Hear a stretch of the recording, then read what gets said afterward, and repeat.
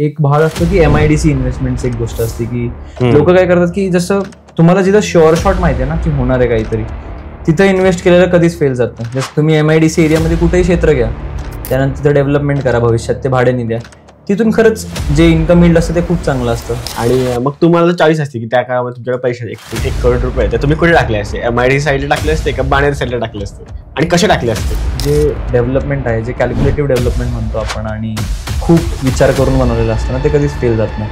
तर बाणेर त्या बाबतीत खूप पुढे आहे सगळ्या सर्व्हिसेसला घेऊन. तर सर तुम्हाला 90s मधलं जे पुणे आहे ना, त्यामुळे तुम्हाला पर्सनली आवडतं का? की टाउनशिप्स जे आजकाल कॉन्सेप्ट आली आहे, हिरानंदानींचंच उदाहरण. हिरानंदानींनी पवईमध्ये जे बनवलं, तर हिरानंदानी सोसायटीमध्ये त्यांनी पूर्ण इकोसिस्टमच बनवलं. त्यांनी बिल्डिंग्स बनवल्या, त्यांनी स्वतःची स्कूल कॉलेजेस बनवले तिथं, त्यांनी तिथं हॉस्पिटल बनवलं, मॉल्स बनवले, डीमार्ट घेऊन आले. आणि जेव्हा पूर्ण इकोसिस्टम बनवतात ना, तेव्हा ती टाउनशिपला मजा येते आणि तेव्हा तो पूर्ण area as a whole develop होतो.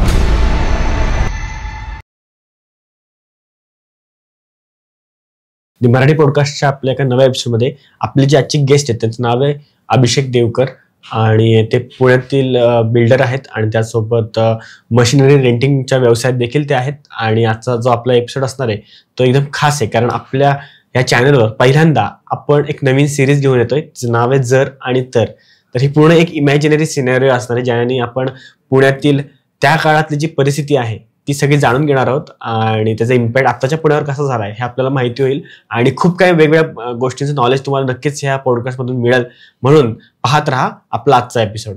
तर सर आजचा विषय आपला जो आहे जर तरचा, म्हणजे हा पहिलाच एपिसोड आहे की आपण असं इमॅजिनरी वर्ल्ड मध्ये जाणार आहोत. तर आणि तो पण पुण्याचा विषय आहे, सगळ्यांच्या आवडीचा विषय आहे. तर सर तुम्हाला 90s मधलं जे पुणे आहे ना, त्यामुळे तुम्हाला पर्सनली आवडतं काय? 90sचं पुणे म्हणजे 90s किड आहे मी स्वतःच. तर खूप अशा गोष्टी आहेत जे जुनं पुणे म्हणतो आपण, आणि विंटेज वाईब्स, की डेव्हलपमेंट कमी होते, गार्डन जास्त होते, मुलं जास्त खेळताना दिसायचे, आणि डेव्हलपमेंट वाईज हब्स होते की त्याच जागांवर, म्हणजे जे मेन पुणे होतं तेच जास्त डेव्हलप होत होतं. आणि फेस्टिवल्स, रिच्युअल्स यांना जास्त महत्व होतं rather than development and things like that. म्हणजे आपण बघायचो की गणपतीला तेव्हा असणारी गर्दी आणि आता असणारी गर्दी जमीन आसमानचा फरक आहे. त्या सगळ्या गोष्टी 90s मधल्या मला आवडायच्या. मग आता तुम्हाला काय आवडतं, ते मला आवडतं लाईफ का हे वालं? तसं दोन्हीचे म्हणजे ड्रॉबॅक्स आहेत आणि ॲडव्हान्टेजेस आहेत, पण हे मलाच आवडतं for sure, because you have to do something innovative and something constructive. तर हाच फेज मला जास्त आवडतो.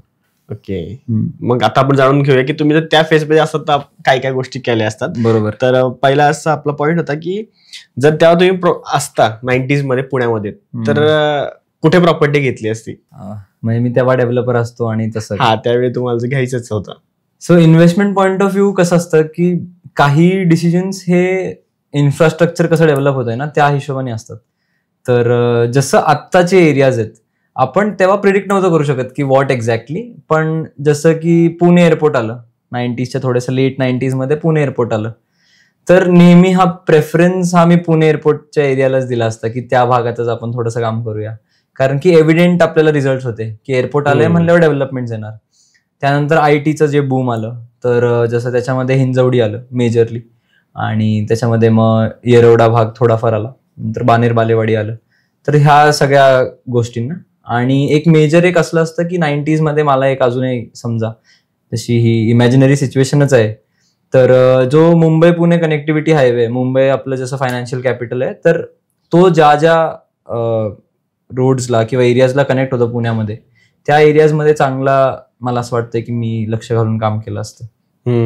पण मला एक नेहमी कुतूहल वाटतं की सर आपण म्हणतो ना की अरे ह्याच्या पप्पाने त्यावेळी इन्व्हेस्ट करून ठेवलं होतं, तर मग ते अंदाज कसा लावतात? म्हणजे आता हायपरलूप समजा येणार आहे, पण शॉर्टी काय की ती किती वर्षाने होईल किंवा कुठल्या जागी परफेक्ट होईल, ह्याचे अंदाज तुम्ही कसे लावता की इथंच करायला हवं? सो बेसिकली 100% तर नाहीच आहे कोणा, म्हणजे कोण असा विचार करतं की 100% इथं होणारच होणार, तर हा एक विचार थोडासा नसतोच बेसिकली. आणि एक भाग असतो की MIDC इन्व्हेस्टमेंट एक गोष्ट असते की लोक काय करतात की जसं तुम्हाला जिथं शुअर शॉट माहिती आहे ना की होणार आहे काहीतरी, तिथं इन्व्हेस्ट केलेलं कधीच फेल जात नाही. जसं की MIDC एरियाज, तुम्ही MIDC एरियामध्ये कुठेही क्षेत्र घ्या, त्यानंतर तिथं डेव्हलपमेंट करा, भविष्यात ते भाड्याने द्या, तिथून खरंच जे इन्कम यील्ड असतं ते खूप चांगलं असतं. जसं MIDC झालं किंवा हायवे कनेक्टिव्हिटी झालं, किंवा तुम्हाला माहिती असेल की इथून DP रोड जाणार आहे, खूप मोठा रोड जाणार आहे, किंवा रेल्वे स्टेशन होणार आहेत, किंवा जसं मेट्रो तर आता फार लेट कॉन्सेप्ट आहे, पण अशा काही गोष्टी होणार आहेत. किंवा खूप मोठे मार्केट्स आहेत. पुण्याला मार्केट लाभलेलं म्हणजे ते सारसबाग म्हणू, मार्केट यार्ड म्हणू, पुण्यातलं मार्केट म्हणू, तर ह्या मार्केटच्या जवळ पण चांगलं इन्फ्रास्ट्रक्चर डेव्हलपमेंट होतं. तर ह्या सगळ्या गोष्टींना घेऊन कोणी कन्सिडर करून अगर कुठलं क्षेत्र घेतलं असेल तर ते फसत नाही. म्हणून असं म्हणतात की कोणाच्या वडिलांनी ती जागा घेऊन ठेवलेली आहे तर छान आहे बाबा, असं ते तसं आहे. प्रेडिक्ट नाहीच करू शकत तुम्ही, पण त्या काळात यू कॅनॉट प्रिडिक्ट ना, म्हणजे की रिअल इस्टेटमध्ये कसं आहे की कॅल्क्युलेशन्स करू शकतो, पण नक्की त्याचं उत्तर तो मॅच होईल का नाही ह्याची गॅरंटी नाहीये. तुम्ही कॅल्क्युलेशन्स करू शकता की हा हे आहे हे आहे, पण त्यानंतर पण तिथं भरपूर परम्युटेशन कॉम्बिनेशन येतात, लिटिगेशन सुरुवात असते आणि त्याचं ते मग खूप लांबपर्यंत जातं. मग तसं आहे की ठीक आहे, मॅक्सिमम यश मिळतं तुम्ही कॅल्क्युलेशन्स केले ना, की इथं काय काय सोयी सुविधा भविष्यात येणार आहेत, तर त्या सगळ्या गोष्टींना कन्सिडर केलं ना तर फेल तर नाही होणार. त्या काळात हाय राईज बिल्डिंग पण होत्या एवढ्या, मग तुम्हाला जर बांधायची असते तुम्ही कुठं बांधली असती? सो एक मी सांगतो की जसं लोकांचं असतं की हाय राईज बिल्डिंग्स ही कॉन्सेप्ट का आली आहे, कारण की कसं होतं की आपल्याला हॉरिझॉन्टली जेव्हा ग्रोथ संपते ना तेव्हा व्हर्टिकल मध्ये लोक जातात. जोपर्यंत हॉरिझॉन्टल आहे ना सगळे खालीच बांधतात, सगळ्यांना रो हाऊस पाहिजे, इंडिव्हिज्युअल बंगलोज पाहिजे, विलाज पाहिजे, तसं असतं. मुंबईमध्ये व्हर्टिकलचं क्रेज का आलंय, जागाच राहिली नाही. मुंबईला एक्सपॅन्शनला ग्रोथच नाहीये. ठीक आहे, आता मुंबईमध्ये चाललंय, मुंबई 1.0, 2.0, 3.0 पर्यंत आलंय मुंबई आता, ते जे आउटस्कर्ट्सला येत आहे. पण तेच आहे की जेव्हा जागा राहत नाही तेव्हा व्हर्टिकल डेव्हलपमेंटवरती लोकांचा विश्वास येतो. तर समजा ज्या काळात ते करणं, तर मी ते म्हणतो मी फसलोच असतो. 90sच्या दिवसात मी ते केलं असतं तर फसलो असतो. लोकांनी येडत काढलं असतं ना, म्हणले असते काय एवढ्या वर जाऊन राहते, काय गॅरंटी ही बिल्डिंग राहणार आहे नाही राहणार आहे. तर तसं आहे. तर त्या सगळ्या गोष्टी अगर जर तरचा आपला पॉडकास्ट आहे तर त्यामुळे अगर विचारलंच तर हे ईस्ट पुणेमध्ये माझ्या भागात करणं तर शक्यच नाही. आम्हाला एअरपोर्ट लाभले, आम्ही हाईट रिस्ट्रिक्शन्स असल्यामुळे आम्ही तिथे ते करूच शकत नाही. पण हे क्रेज कुठं त्या टाइमला आलं असतं तर मला असं वाटतं की IT सेक्टर किंवा ज्या लोकांनी मॉडर्न वर्ल्ड बघितलंय किंवा ज्या लोकांनी वेस्ट कल्चर बघितलंय की US वगैरे मध्ये कसं असतं की व्हर्टिकल बिल्डिंग्स खूप असतात आणि तो एक फील असतो, तर IT या लोकांनी जास्त एक्सप्लोर केलेलं असेल. म्हणजे ते लेट 90s मध्ये 20s मध्ये त्यांनी बघितलेलं होतं त्या सगळ्या गोष्टी. तर हे सगळं या बानेर, बालेवाडी या सगळ्या गोष्टींमध्ये सक्सेस झालं असतं, जे इथं आहेच आता सध्या. पण मलाही असं वाटतं की ठीक आहे, पुण्यामध्ये अजून द मोस्ट टॉलेस्ट बिल्डिंग ही होईल ती इकडेच होईल नेहमी. तो रेकॉर्ड हे लोकच जपतील, ईस्ट पुण्याला ते भाग्य नाही असं मला वाटतं. जेव्हा होईल तेव्हा आपण हीच रील टाकू. तसंच आहे की ते कसं आहे की त्यावेळेस केलं असतं तर फसलं असतं, आत्ता केलं तर सक्सेस आहे. कारण की तेच आहे की आता व्हर्टिकलचं क्रेज आहे, लोकांना वरती व्ह्यू पाहिजे, लोकांना असं पाहिजे की बाल्कनीतून बाहेर आले तर सकाळी क्लाउड दिसले पाहिजे. So that is a feeling, ते एक आहे.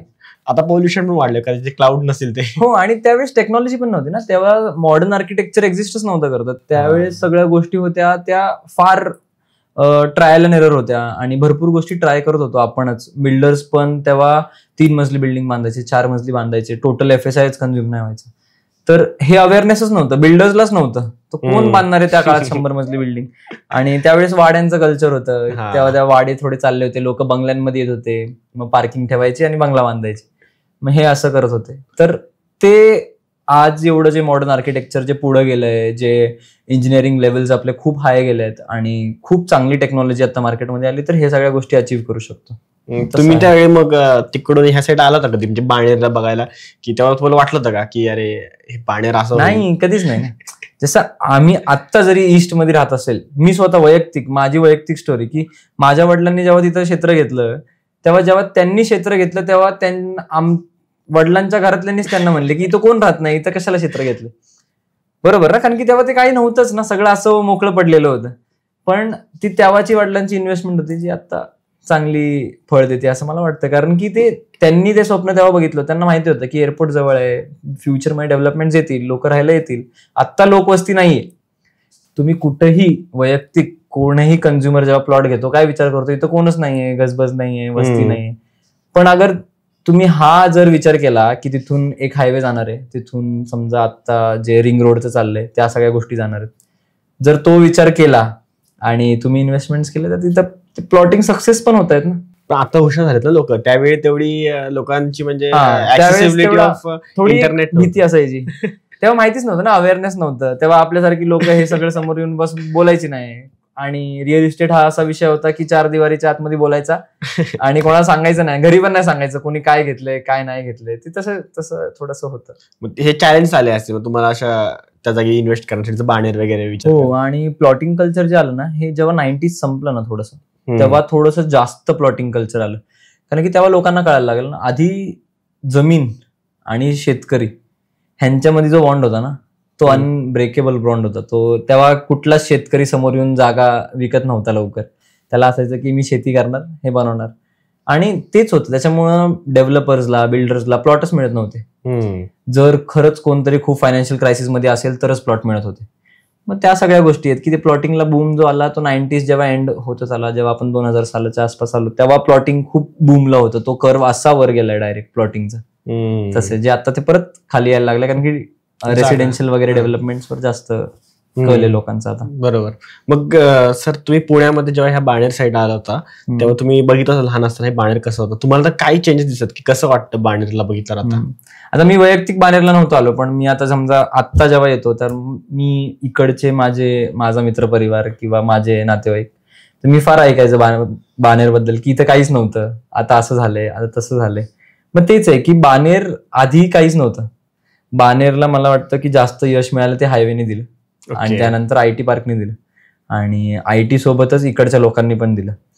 कधी पण सिस्टमॅटिक डेव्हलपमेंट, कुठलीच सिस्टमॅटिक डेव्हलपमेंट फेल जात नाही. तुम्ही खूप मोठे मोठे टावर्स बांधा, पण तुमच्या त्या टावरच्या खालचा रस्ता 10 आणि 12 फुटाचा असेल तर ते कधीच सक्सेस होऊ शकत नाही. तर ते तसंच असतं. त्याच्यामध्ये कसं आहे की कुठलं पण जे डेव्हलपमेंट आहे, जे कॅल्क्युलेटिव्ह डेव्हलपमेंट म्हणतो आपण आणि खूप विचार करून बनवलेलं असतं ना, ते कधीच फेल जात नाही. तर बाणेर त्या बाबतीत खूप पुढे आहे सगळ्या सर्व्हिसेसला घेऊन. आणि कुठलाही एरिया कधी हे होतो ना जेव्हा तो पुरेपूर असतो, सेल्फ सस्टेनेबल असतो. काय बाणेरमध्ये तुम्हाला ऑफिस पाहिजे, ऑफिस आहे, घर आहे, स्कूल आहे, हॉस्पिटल्स आहे, सगळे इकोसिस्टम म्हणलं ना बाणेरचं, म्हणून एरिया सक्सेसफुल होतात. जसं की टाउनशिप्स जे आजकाल कॉन्सेप्ट आली आहे, हिरानंदानींचंच उदाहरण. हिरानंदानींनी पवईमध्ये जे बनवलं, तर हिरानंदानी सोसायटीमध्ये त्यांनी पूर्ण इकोसिस्टमच बनवलं. त्यांनी बिल्डिंग्स बनवल्या, त्यांनी स्वतःची स्कूल कॉलेजेस बनवले तिथं, त्यांनी तिथं हॉस्पिटल बनवलं, मॉल्स बनवले, डीमार्ट घेऊन आले. मग जेव्हा पूर्ण इकोसिस्टम बनवतात ना तेव्हा ती टाउनशिपला मजा येते आणि तेव्हा तो पूर्ण area as a whole develop होतो. पवई काहीच नव्हतं हिरानंदानी येईपर्यंत. हिरानंदानी आले, त्यांनी टाउनशिप केली आणि आता हिरानंदानी काय सगळ्यांना माहिती. मग तसं आहे. बरोबर. तर त्याच्यामुळे टाउनशिप्स आणि हे असं एरिया वाईज जे ग्रोथ आहे ना, जसं बाणेरला पण होतं, त्याच्यामुळेच वाढलंय. आणि त्या काळात सर MIDC पण जस्ट पुण्यामध्ये थोडीशी बूम होत चालली होती. मग MIDCला तुम्ही कसं बघितलं असतं?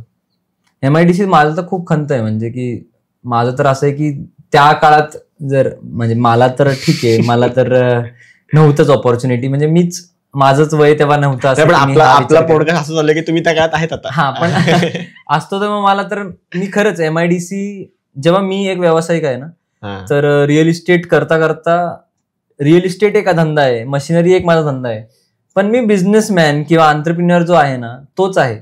आणि एन एंटरप्रिन्युअर कधीच विचार करायचा थांबत नाही. म्हणजे मी कुठलाही धंदा माझ्याकडे कोणही घेऊन आला ना, मी खरंच सगळे बिझनेस इकॉनॉमिक्स स्टडी करतो की याच्यामध्ये काय धंदा करू शकतो आणि कसं करू शकतो.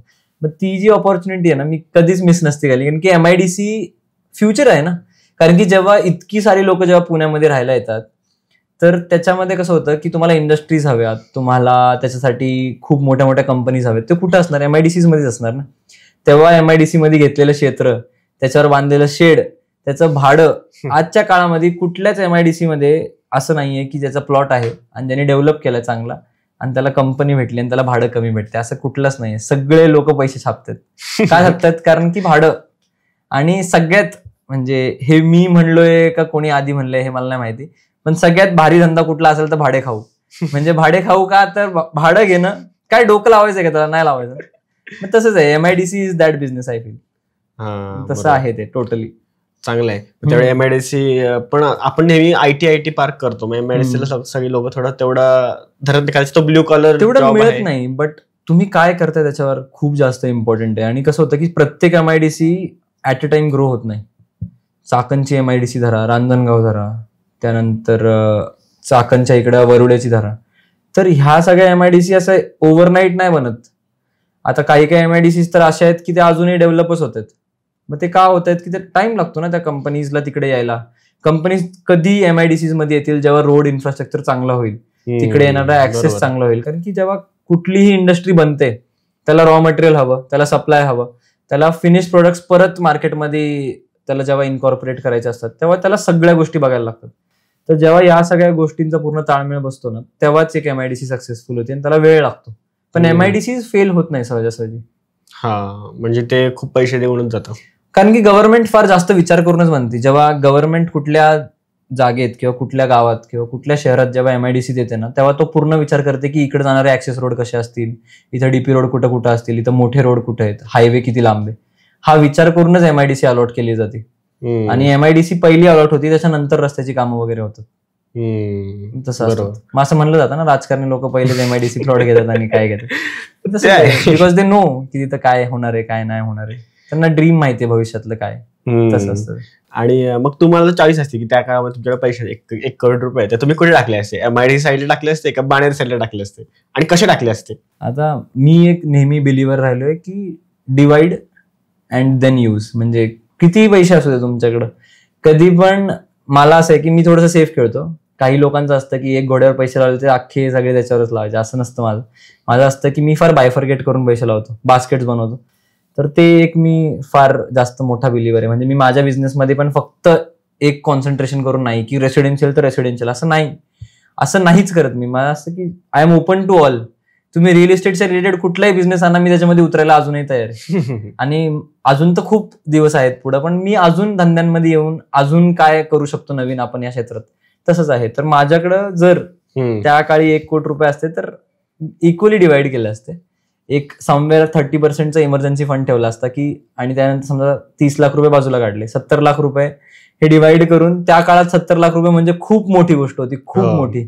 म्हणजे त्यावेळेस 1 लाख लोकांना बघायला असं खूप जे असायचं ना, आजकाल 1 कोटी बघायला जे असतं ना, ते तेव्हा 1 लाख रुपये बघायला होतं त्या काळात. आणि तेव्हा जेव्हा 70 लाख रुपये बघितले असते ना, तर त्याच्यामध्ये बिझनेस माइंडेड जर मी तेव्हा राहिलो असतो तर मी तेच केलं असतं की I would have invested little amount in Baner आणि थोडं MIDC मध्ये.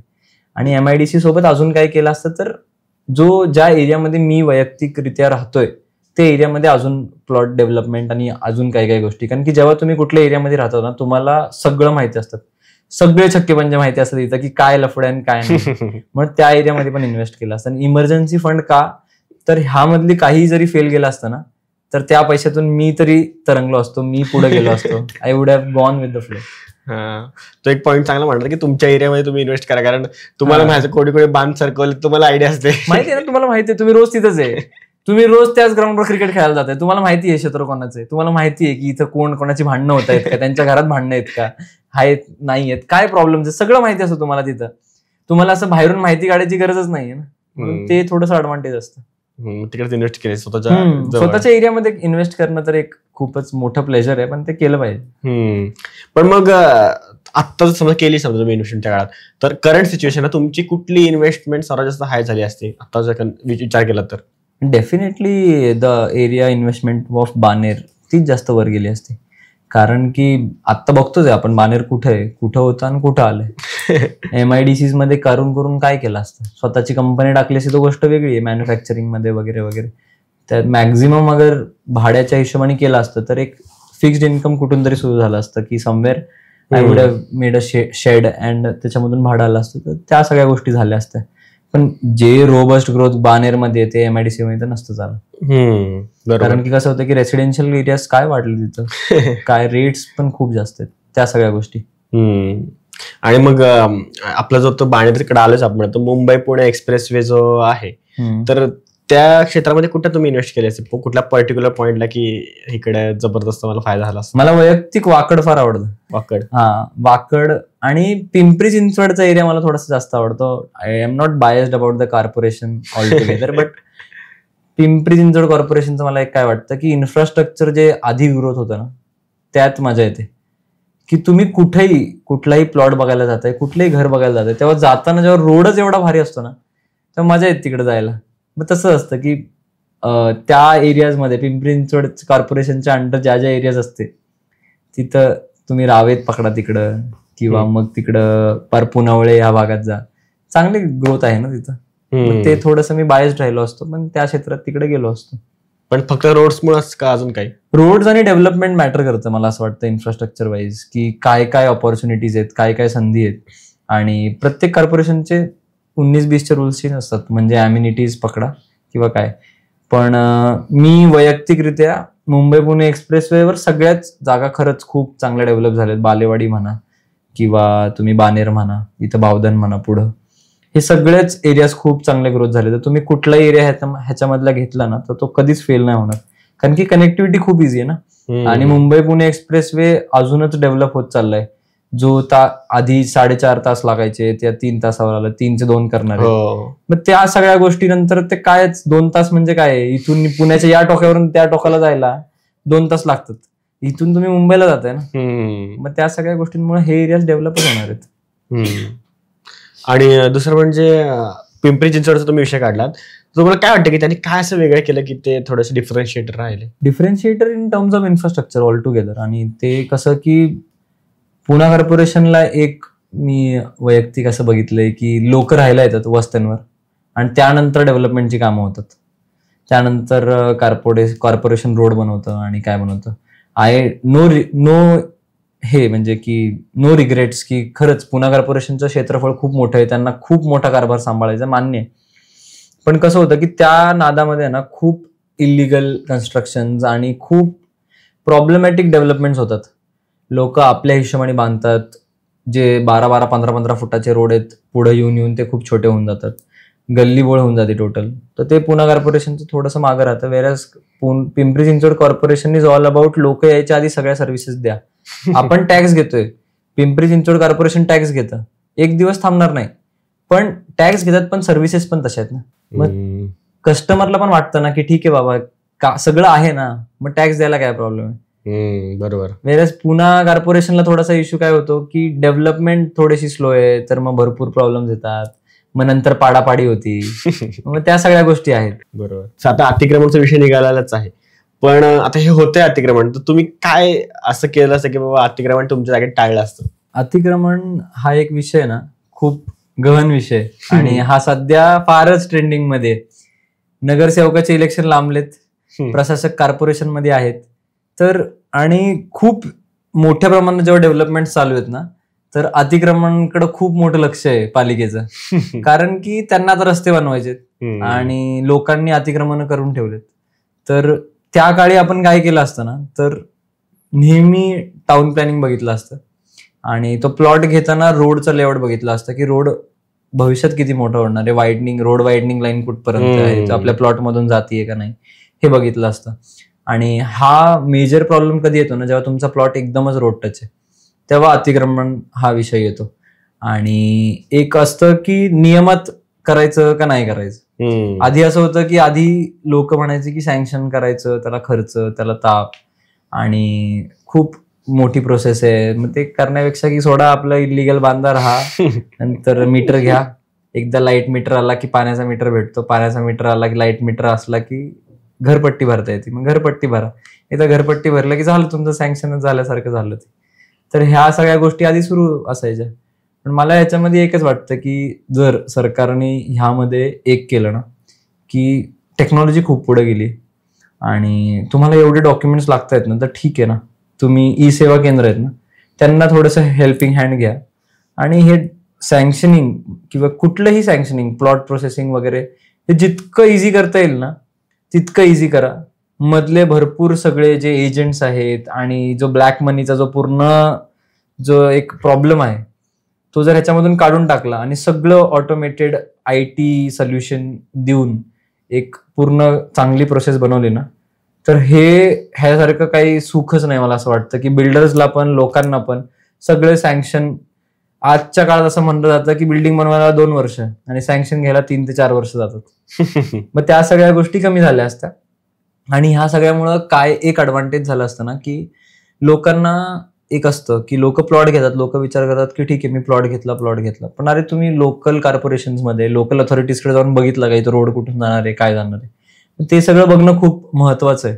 आणि इथं काय डेव्हलपमेंट होणार आहे, इथं पार्क कुठं आहे, नाहीतर असं नको व्हायला तुम्ही प्लॉट घेतलाय पण त्या प्लॉटवर पार्कचं आरक्षण पडलेलं आहे, तुमचा काही फायदाच झाला नाही ना ते घेऊन. मग त्या सगळ्या गोष्टी तुम्ही बघितल्या पाहिजे. ते जे आहे ते लोकल ऑथॉरिटीजकडे तुम्हाला ते सगळं त्याचं डिटेल मिळून जाईल की इथं काय आहे काय नाही. मग तसं आहे. ह्या सगळ्या गोष्टी मी चेक केल्या असत्या आणि नंतरच इन्व्हेस्टमेंटचा विचार केला असता. अगदीच. आता सापडला असता अतिक्रमण मध्ये. आणि ते सगळ्यांचं एक असतं की रोड टच प्लॉट हवाय, रोड टच प्लॉट हवाय, पण ते थोडंसं प्रॉब्लेमॅटिक पण होतं. आणि मग प्रॉपर्टी परचेसची स्ट्रॅटेजी काय असते तुमची त्यावेळेची? प्रॉपर्टी परचेसची स्ट्रॅटेजी का त्यावेळेसची? रिअल इस्टेटमध्ये एक खूप मोठी स्ट्रॅटेजी असते डेव्हलपमेंटला घेऊन. ते असतं की रोड टच प्रॉपर्टी घ्या, त्यानंतर आतल्या प्लॉटवाल्यांना रस्ता नसेल तर ते प्लॉट अक्वायर करा. तर हे असं खूप लोक करतात. हे वैयक्तिकरित्या मी अजून तरी कधी केलं नाही, पण मी असं बघितलेलं आहे की हे खूप लोक करतात. आणि प्लॉट अक्वायरमेंट जो विषय ना, ह्याला घेऊन मी काय म्हणलो असतो ना की मी हे करताना नेहमी असं केलं असतं की एक तर एक प्लॉट घेणे आणि हा असा प्लॉट घेणे की भविष्यात इथं मी काहीतरी डेव्हलपमेंट करू शकतो, कुठली नॉर्मल बिल्डिंग म्हणा काय म्हणा. आणि असा एक विचार झाला असता की मी हे ग्रोथ करू शकतो. मी समजा मी इथं 10 गुंठे घेतलेत तर त्याला लागून हा प्लॉट मी भविष्यात घेऊ शकतो, किंवा ह्याला लागून कुठला एखादा प्लॉट असेल त्याला सोबत मी काहीतरी काम करू शकतो. तर या टाईपच्या प्रॉपर्टीज मी घेतल्या असत्या. आणि कसं असतं की ठीक आहे, रोड टच प्रॉपर्टीज थोड्या महाग असतात, किंवा ज्या इझी ऍक्सेस प्रॉपर्टीज असतात ना, किंवा ज्या एकदमच मार्केटच्या जवळ असतात थोड्याशा महाग असतात, पण त्या प्रॉपर्टीज नेहमी मार्केटमध्ये जास्त रिटर्न्स देऊन जातात, कारण की त्यात जास्त डिमांडमध्ये असतात आणि त्यात जास्त हॉट प्रॉपर्टीज असतात. एकदम आतमध्ये जाऊन कोणाला राहायची इच्छा नाही आजच्या काळात. सगळ्यांना कनेक्टिव्हिटी पाहिजे, ऍक्सेसिबिलिटी पाहिजे. तर त्यावेळेस पण मी तेच केलं असतं की मी road touch properties, easy access, जिथं आता रोड आहेत जायला किंवा भविष्यात तिथं रोड येणार आहे, अशाच प्रॉपर्टीज घेतल्या असत्या. पण सर मग गव्हर्नमेंट काय करत नाही का? म्हणजे आता समजा एखाद्याची आहेच मागं जमीन, नेहमी पुढचा वालाच चांगला का? त्यांनी कसं करायचं की बाबा मी मागं आहे तर मी कसं ऍडव्हान्टेज घेऊ शकतो मला? आता मागचा विषय नसतो, पण तुम्ही नेहमी कोणीही प्लॉट घेताना एक बघायला पाहिजे की आपल्या प्लॉटला रोड आहे का नाही. बरोबर आहे ना? कारण की काय हे बघायचं महत्वाचं आहे की आपण समजा कुठला प्लॉट घेतला आणि आपल्या चारी बाजूनी प्लॉट आहे आणि ह्या चारी बाजूचे प्लॉट वेगळ्या वेगळ्या लोकांचे आहेत, तर आपल्याला आपल्या प्लॉट पर्यंत यायला पाय ठेवायला तरी कोणीतरी जागा दिली पाहिजे ना, की बाबा हा रस्ता आहे की जिथून हा जाईल. तर हे सगळं आधीच फिगर आउट केलं पाहिजे की माझ्या प्लॉटला हा रस्ता हवा तर हवाच, ऍक्सेस रोड तरी हवा. मी तर म्हणतो 2 रोड तर जाऊ द्या, ऍक्सेस रोड तरी हवा की आपण आपल्या क्षेत्रात जाऊ शकू. बरोबर आहे ना? हे तरी झालं पाहिजे. मग त्या हिशोबानेच आपण प्लॉट परचेस नेहमी केला पाहिजे. गव्हर्नमेंट ठेवत नाही, सांगत नाही की बाबा तुम्ही मॅक्झिमम टाइम्स असं होतं, पण हे प्रॉब्लेम्स कुठे येतात? रुरल एरियामध्ये, सेमी रुरल एरियामध्ये, जिथं कसं होतं की मोठे मोठे क्षेत्रफळ असतात. म्हणजे जिथं आपण आजच्या काळामध्ये इथं 1000 स्क्वेअर फूट म्हणजे 1 गुंठ्याला घेऊन बोलतो, तसं रुरल एरियामध्ये 1 गुंठ्याला घेऊन काय 1 गुंठ्याचं काय होतच नाही, डायरेक्ट एकरातच बोलतात, 1 एकर 2 एकर. तेव्हा हे सगळं फिगर आउट करणं फार टफ राहतं. म्हणून तो जो इश्यू येतो ना, तो त्या एरियाजमध्ये येतो. असं आहे की ज्या सेमी रुरल एरियाज आहेत, जे आता Tier 2 सिटीज मध्ये किंवा असं थोडंसं म्हणजे एक बूम घेणार आहे मार्केटमध्ये, इथं हा प्रॉब्लेम जास्त फेस होतो. ओके. आणि जर आपण त्या काळातल्या पेठेतलं बघायचं विचार केला तर मग आता आपण बघतो की पेठेमधल्या बऱ्याचशा डॉक्युमेंट्स मध्ये लोकांचे वादविवाद चालू असतात. तुम्ही म्हटलं बघा वाड्या आहेत, खूप जुन्या रेफरन्सेस आहेत, ते तुम्ही कसे क्लिअर केले असते? क्लिअर म्हणजे माझं एक असतं की काम करतानाच क्लिअर करायचं, ओढून अडचण आपल्यावर कधी आणायची नाही. कसं असतं की आता जर आपल्याला, माझ्याकडे 2 ऑपॉर्च्युनिटीज आहे, ऑप्शन ए आणि ऑप्शन बी. ऑप्शन ए मध्ये आहे की खूप सुंदर प्लॉट आहे, एकदम रेडी टू कन्स्ट्रक्ट समथिंग, आणि आता काहीतरी एक एस्टॅब्लिशमेंट आहे पण त्याच्यावर वाद चालू आहे. काही वाद असू, सरकारचा वाद असू, फॅमिली इश्यूज असू किंवा काही इश्यू असतील, तर मी तो प्लॉट घ्यावा की ऑप्शन बी की एक प्लॉट आहे जिथं कसं आहे की थोडेसे जास्त पैसे जाणार आहेत, पण ते डेव्हलपमेंट मी 6 महिन्यात चालू करू शकतो, इथे लिटिगेशन वगैरे नाही. तर कुठलं निवडणार आपण? नेहमी आपण बीच निवडणार ना. मी तरी वैयक्तिकरित्या बी निवडणार, कारण की माझं असं असेल की इथं वेळेचं माहितीच नाही ना, 1 वर्ष जाईल, 10 वर्ष जातील, तोपर्यंत माझं आयुष्य संपायचं. मग त्यापेक्षा हे आपला ऑप्शन बी निवडा, 2 पैसे जास्त जातील पण चांगलं काम करून आपण पुढे निघून जाऊ. सो ते एक मला असं वाटतंय. आणि वाड्यांच्या या गोष्टींमध्ये कसं होतं की पुण्यामध्ये वाडे खूप आहेत आणि डॉक्युमेंट्स जे आहे ना, की हा डॉक्युमेंट्सचा पार्ट खूप इम्पॉर्टंट असतो रिअल इस्टेटमध्ये. प्रत्येक गोष्टीला डॉक्युमेंट हवाय. तर ते मला असं वाटतं की वाड्या कल्चरमध्ये नव्हतं. म्हणजे आहे, पण त्याचा काही वाड्यांचे अजून डॉक्युमेंट्सच नाहीये.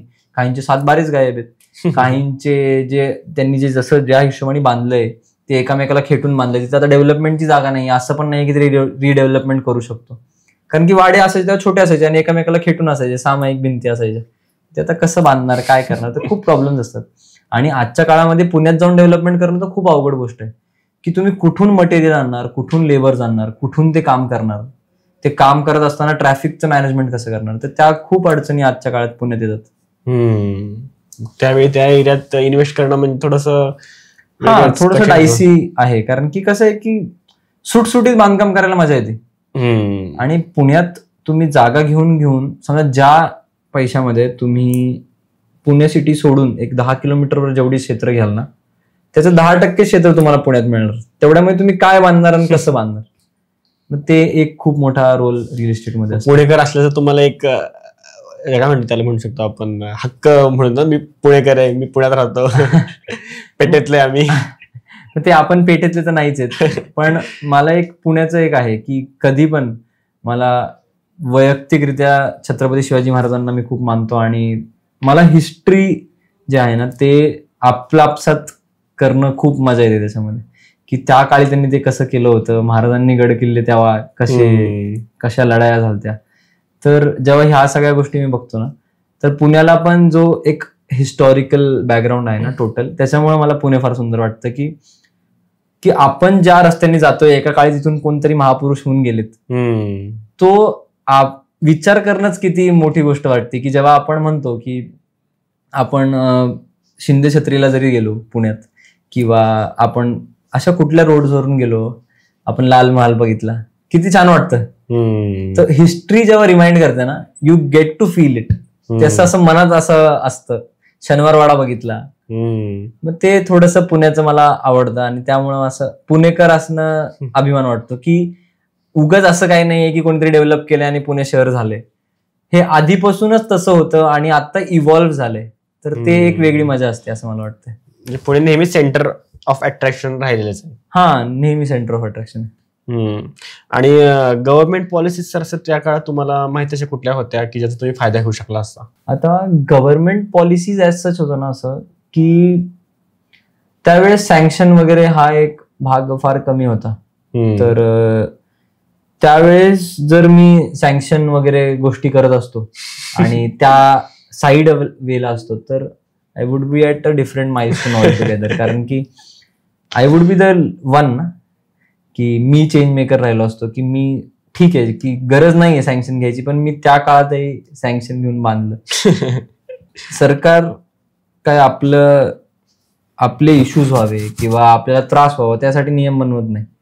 सरकार काय म्हणतं की विन विन सिच्युएशन राहिली पाहिजे सगळ्यांसाठी आणि सगळे कुठेतरी एका पॅरामीटरला आले पाहिजे, त्यासाठी नियम बनवले जातात.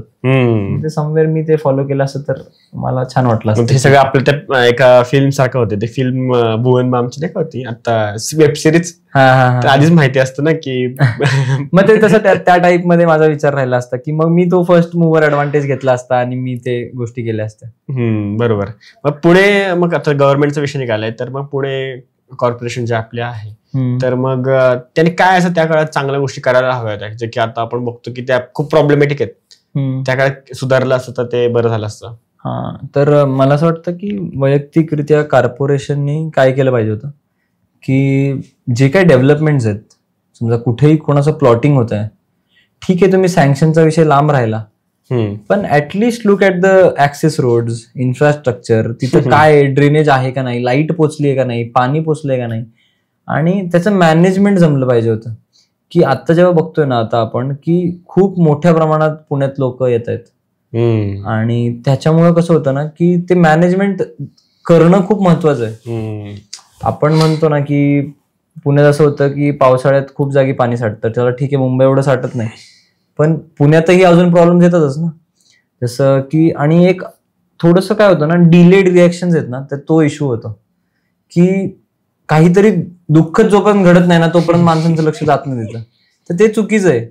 जोपर्यंत त्या दिवशी त्या सिग्नलवरती होर्डिंग लोकांवर पडली नाही आणि लोक मेली नाही तोपर्यंत त्या होर्डिंगवर कोणाचं लक्ष नाही गेलं, लोकांना बॅनर चांगले वाटत होते. बरोबर. मग तेच आहे ना, ते प्रॉब्लेम झाल्यावर ते आठवून काय मजा नाही दिसत. बरोबर आहे ना. मग ते तशाच सगळ्या गोष्टी आहेत की जसं ते मध्ये बसेससाठी झालेलं की बस पडून होत्या आणि नंतर मग ते दुर्दैवी घटना घडली, ते रेप केस वगैरे त्या सगळ्या गोष्टी झाल्या. मग ते झाल्यावर तुम्हाला कळालं ना तिथे तेवढ्या बसेस पडून आहेत, तोपर्यंत त्याच्यावर लक्षच नव्हतं, नजरच नव्हती ना. मग त्याचं की डिलेड रिॲक्शन जे आहेत ना त्या खूप इश्यूज होतात. आणि वेअरॅज जेव्हा ह्युमन्स खूप जास्त इन्व्हॉल्ड आहेत ना या सगळ्या गोष्टींमध्ये, खूप फ्युरियस गोष्टी झाल्या पाहिजे आणि खूप फास्ट झाल्या पाहिजे. कारण की कॉर्पोरेशननी खरंच जेन्युइनली लक्ष दिलं पाहिजे. आणि ठीक आहे, मी तर म्हणतो एक वेळेस आपण नागरिक म्हणून आपल्या पण काही रिस्पॉन्सिबिलिटीज आहेत ज्या आपण केटर केल्या पाहिजे, जे लोक नाही करत. पण तेच आहे की गव्हर्नमेंट ऑथॉरिटीजनी त्या सगळ्या गोष्टींवर लक्ष दिलं पाहिजे होतं की टोटल मॅनेजमेंट ऑल टुगेदर.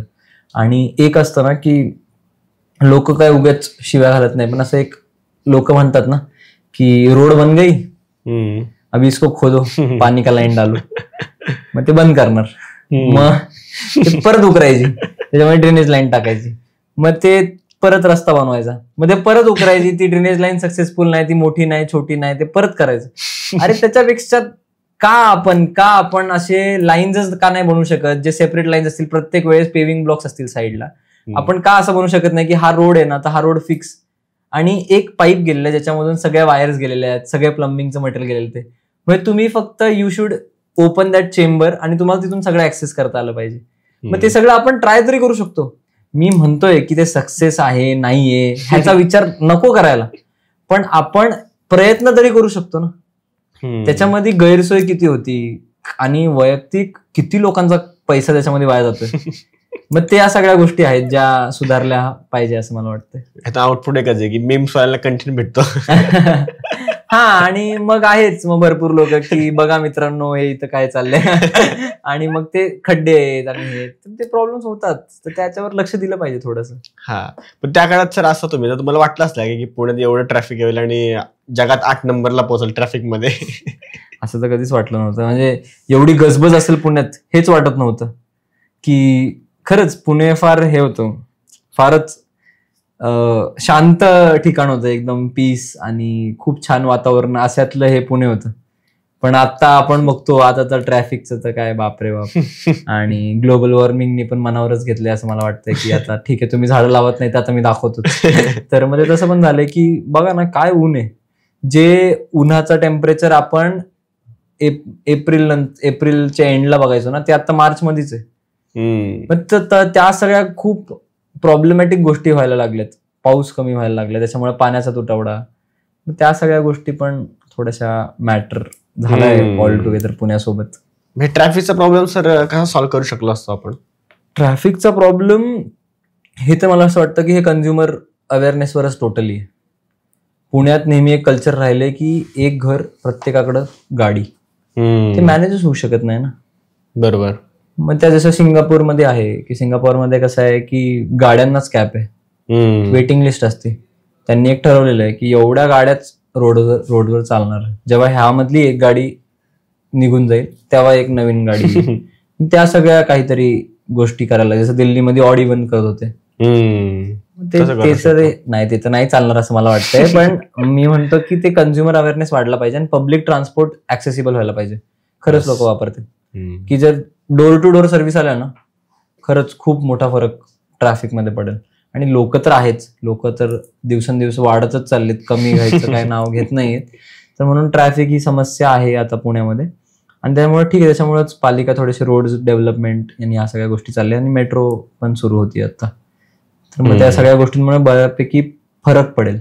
पण त्याचा अजून प्रॉपर इम्पॅक्ट तेव्हा पडेल ना जेव्हा जाळं पसरेल आणि खूप जास्त ऍक्सेसिबल होईल. की बिल्डिंग मधून निघालो आणि मेट्रो स्टेशन आहे किंवा बिल्डिंग मधून आलो आणि तर बस स्टेशन, तसं. पण आणि सर त्या काळात एक गोष्ट होती की बँक लोन्स पण खूप कॉम्प्लेक्स होते. मग मी घेतलं असं बँक लोन का कसं पैसे ऍडजस्ट केले असते जर प्रॉपर्टी घ्यायची असते तर?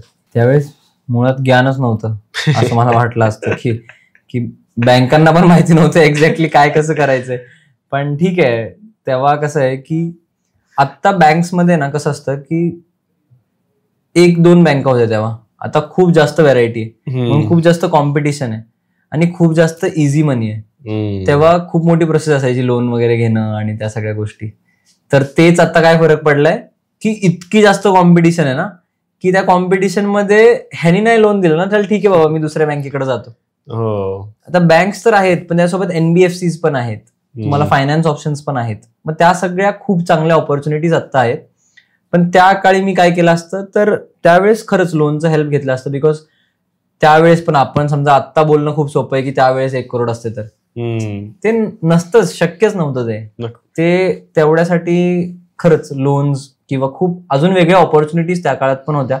त्यावेळेस टक्क्यांनी घेणं किंवा काहीतरी तारण देऊन ते सगळं घेणं, ते जास्त हायपर होतं रॅदर दॅन बँकेत जाऊन लोन घेणं. आणि त्या बँक्स पण थोड्याशा त्यावेळेस प्रोसेसमध्ये येत होत्या की लोन्स घेतले तर काय, त्यांना खूप जास्त गोष्टी लागायच्या, त्यांना गॅरंटीज लागायच्या, जेवढे लोन घेतले तेवढ्याचं काहीतरी गहाण ठेवा. त्या सगळ्या गोष्टी पण होत्या बँक्समध्ये. त्याला विश्वास होता का लोकांना? लोक एवढी श्रीमंत नव्हती. तसं नाही, बट बँक आता काय घरातून पैसे देणार नाही, बरोबर आहे ना. आता कुठलीही बँक जेव्हा काम करते, लोक म्हणतात व्याजदर घेतात, अरे पण ते पैसे पण देतात. जेव्हा एक वेळेस तुम्ही बँकेत जाऊन पैसे ठेवता, तुम्हाला एफडी करता तुम्ही त्याच्यामध्ये, तेव्हा तुम्हाला त्याचं व्याज मिळतं. ते सायकल आहे, it is a total business. बरोबर, तुम्हाला समजायचं आहे की ते जेव्हा टक्के ते मधले पैसे ते बँक चालवायला पण पैसे लागतात, राईट. त्या सगळ्या गोष्टी पण आहेत. बरोबर. आणि आता ग्रीन पार्कचा पण विषय घ्यायच नको, कारण ग्रीन पार्क कसं आहे, त्या काळात तुम्हाला वाटते होतं ग्रीन पार्क? तेव्हा तर सगळंच ग्रीन होतं. तेव्हा असं ग्रीन पार्क करायची गरज नव्हती. ग्रीन पार्क ही कॉन्सेप्ट आता आली, जेव्हा आता झाडच नाही राहिली, तेव्हा असं गरज पडायला लागली की बाबा ग्रीन पार्क करा किंवा मोठे मोठे पार्क्स करा. कारण की आता नाहीच, लोक पोरांना खेळायलाच काही नाहीये. ओबेसिटी म्हणा, या सगळ्या खूप मोठे हेल्थ इश्यूज पण यायला लागलेत मुलांना खेळायला. दाखवा, हे झाड आहेत, हे पक्षी आहेत, हे कावळ आहे, हा चिमणी आहे. आणि तेच आहे ना की त्यावेळेस खरंच हे सगळं जे आता जे विकलं जातं किंवा मार्केट केलं जातं, हे सगळं आधी होतच. फक्त जेव्हा ते आता स्कॅरसिटी फेस केली लोकांनी, तेव्हा मग त्या सगळ्या गोष्टींचा अवेअरनेस वाढला सगळीकडे, बरोबर ना. झू वगैरे तेव्हा कुठे एवढं फेमस होते, लोकांना गावातल्या गावातच प्राणी दिसायचे. आता झू वगैरे काय किती फेमस झाले की लोक, पोरांना, लहान पोरांना, सगळ्यांनाच, मोठ्यांना पण आवडतं प्राणी बघायला, नेचर बघायला. कारण की नेचरच राहिलं नाही बाहेर, तर काय करतील, नेचर बघायला आवडतं ना. म्हणून ऍग्रो टुरिझम आलं मार्केटमध्ये, त्या सगळ्या गोष्टी आल्या. आणि 50 रुपयात खूप जागा भेटते थांबण्यासाठी. त्या काळात पुण्यामध्ये कुठे थांबलं तर काय विषय नव्हता. ते तर आहेच तसं. आता कुठं म्हणजे मित्रमैत्रिणी जरी असेल तर कुठे जायचं तर कात्रज झुला जाऊया आपण, 50 रुपयात डबा खाऊ दुपारपर्यंत. मग ते तसं आहे की त्यावेळेस खरंच नेचर पार्क्स वगैरे या सगळ्या गोष्टींची गरजच नव्हती ना. सगळीकडे हिरवगार, एकदम मस्त. ग्लोबल वॉर्मिंग हा विषय नाही, कुठल्या झाडाखाली थांबलं, सावली, झाड शोधायला लागतं बाबा, कधी झाड लागेल आणि थांबता येईल त्याच्या बाजूला. हा ना, त्या सगळ्या गोष्टी. त्या काळात सर इलिगल गोष्टी पण खूप होत्या. तर तुम्हाला कुठल्या गोष्टी अशा ऑब्झर्व झाल्या असत्या की बाबा त्या काळामध्ये ह्या खूप गोष्टी इलिगल चालू असायच्या, लोक स्कॅम करायचे पर्टिक्युलर? जसं आपण म्हणतो गावा साईडला लाईट चोरणं असायचं, तसं 90s मध्ये काय चालायचं? 90s मध्ये काय अजूनही चालू आहे लाईट चोरणं.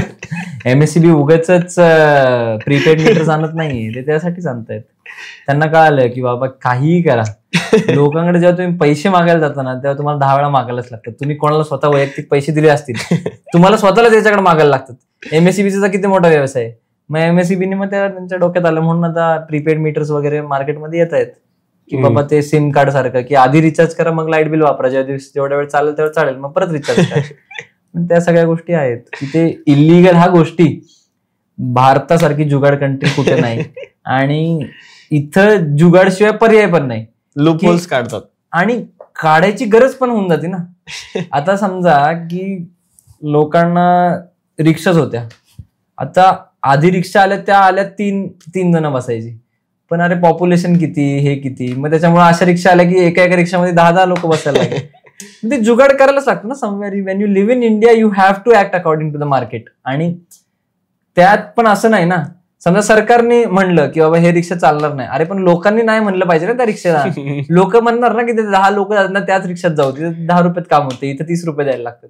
तो पण एक विचार असतो ना. म्हणजे तसंच आहे की you have to act according to market situation. Strict rule करावे लागतील मग गव्हर्नमेंट, एकदम स्ट्रिक्ट. आणि रूल्स करण्यापेक्षा पण कसं आहे ना की त्याची अंमलबजावणी चांगली झाली पाहिजे.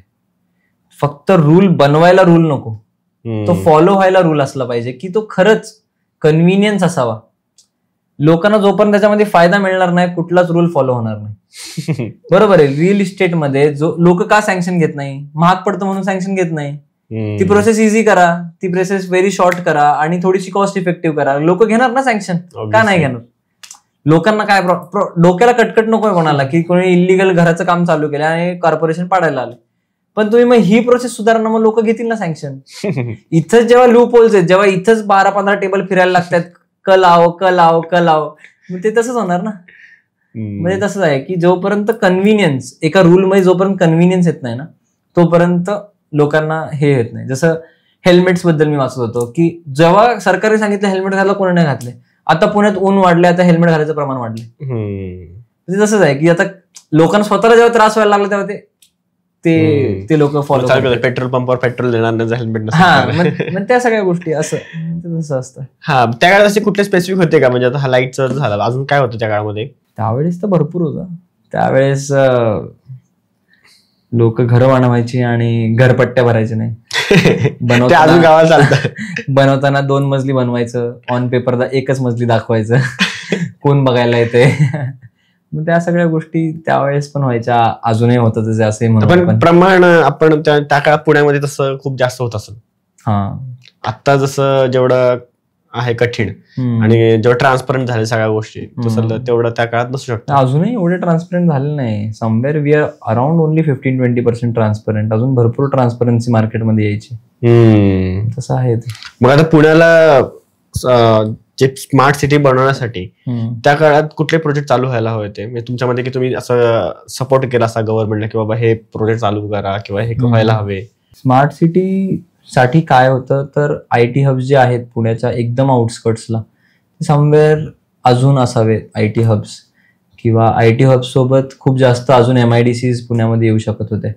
आणि जसं फायनान्शियल कॅपिटलची पण गोष्ट येते, तर ठीक आहे पुण्याला समुद्रकिनारा नाही आहे म्हणून आपण इम्पोर्ट एक्सपोर्ट वगैरे या सगळ्या गोष्टींमध्ये येऊ शकत नाही.